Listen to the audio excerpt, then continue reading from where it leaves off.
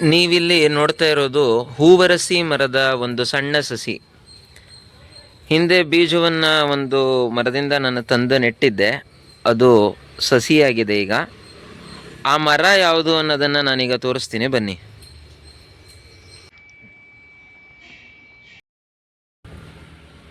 ಇದೇನೆ ಗ್ರಾಮೀಣ ಪ್ರದೇಶಗಳಲ್ಲಿ ಚಿರಪರಿಚಿತವಾಗಿರುವಂತಹ ಹೂವರಸಿ ಮರ.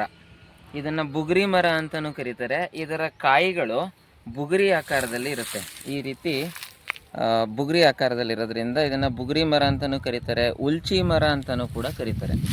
ಆರಂಭದಲ್ಲಿ ಗಾಢ ಹಳದಿ ಬಣ್ಣವನ್ನು ಹೊಂದಿರುವಂತಹ ಈ ಹೂಗಳು ಸ್ವಲ್ಪ ದಿನಗಳು ಕಳೆದ ನಂತರ ಕೆಂಪು ಬಣ್ಣಕ್ಕೆ ತಿರುಗುತ್ತವೆ. ನಂತರ ಅದರಲ್ಲಿ ಸಣ್ಣ ಬೀಜವು ಉತ್ಪತ್ತಿಯಾಗುತ್ತದೆ.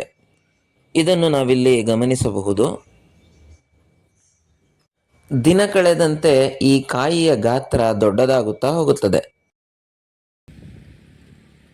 ಈ ಹೂವರಸಿ ಮರದ ಬಗ್ಗೆ ಮತ್ತಷ್ಟು ಮಾಹಿತಿಗಳನ್ನು ಈ ಸಂಚಿಕೆಯಲ್ಲಿ ನಾವು ಪಡೆದುಕೊಳ್ಳೋಣ.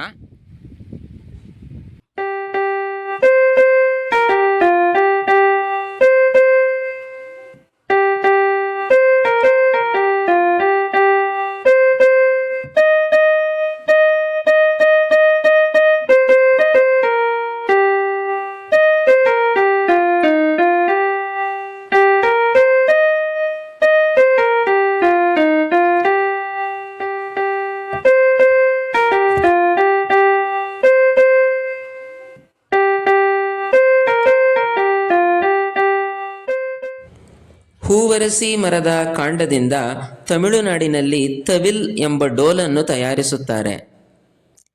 ಹವಾಯಿ ದ್ವೀಪಗಳಲ್ಲಿ ಇವುಗಳಿಂದ ಪಾತ್ರೆಗಳನ್ನು ತಯಾರಿಸುತ್ತಿದ್ದರಂತೆ.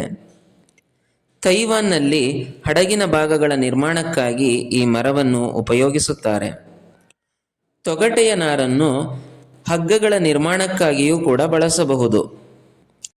ಹೂವುಗಳಿಂದ ಹಳದಿ ಬಣ್ಣದ ಡೈಯನ್ನು ಪಡೆಯಬಹುದಾಗಿದೆ. ಇದು ಭಾರತ, ಆಫ್ರಿಕಾ ಮತ್ತು ಪೆಸಿಫಿಕ್ ದ್ವೀಪ ಸಮೂಹಕ್ಕೆ ಸೇರಿರುವ ವೃಕ್ಷ.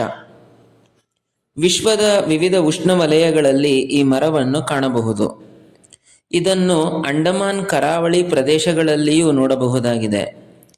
ನೈಸರ್ಗಿಕವಾಗಿ ಬೆಳೆಯುವ ಈ ಮರವನ್ನು ನಮ್ಮ ಸ್ವಾರ್ಥಕ್ಕಾಗಿ ನಾಶ ಮಾಡದೆ ಉಳಿಸುವುದು ಪ್ರಜ್ಞಾವಂತ ಮನುಷ್ಯರ ಕರ್ತವ್ಯವಾಗಿದೆ.